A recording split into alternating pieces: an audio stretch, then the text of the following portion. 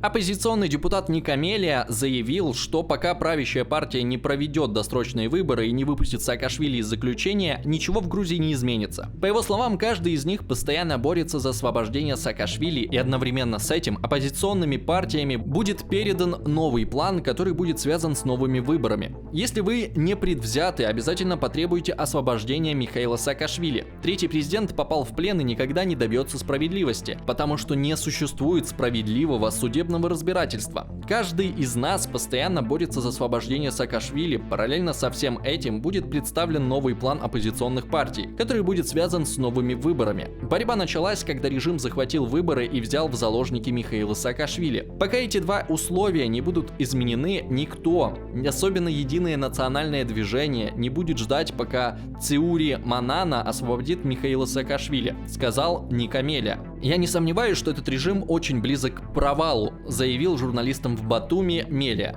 Он убежден, что борьба национального движения принесет результаты. «Я не сомневаюсь, что этот режим очень близок к провалу. Я понимаю, что многие наши граждане хотят, чтобы режим пал за час, полтора или 20 минут. Да, я тоже хотел бы уронить режим побыстрее, но из-за того, что я наблюдаю и вижу, этот режим скоро сам разрушится. Падение этого режима для нас промежуточная задача. Наша основная задача – управлять страной после падения. Наша главная задача – начать развивать государство, чтобы мы не проливали кровь. Я не называю конкретную дату, я говорю то же самое, я буду бороться до победы», — сказал Мелия. Он отметил, что до приезда в Батуми сотрудники патрульной полиции остановили его без всякой причины. «По дороге в Кабулете меня остановили патрульные на 40 минут. Почему? Я не знаю. Наверное, думали, что чем позже я приеду в Батуми, тем лучше для реализации их планов. Спасибо всем нашим друзьям, которые в очередной раз сняли маску с этого режима», — сказал Мелия. Никамелия прибыл в Батумский городской совет, где на фоне шума и протестов оппозиции был утвержден бюджет на 2022 год. У этого правительства нет никаких юридических оснований принимать такие решения. Они потеряли свою моральную и политическую основу. Они стоят только на полиции, и как долго они будут стоять? Они рухнут, и грузинский народ сыграет во всем этом большую роль. Чем больше такой ерунды они наделали, тем быстрее развалятся. Наши друзья здесь в очередной раз разоблачили этот режим, сказал Мелия.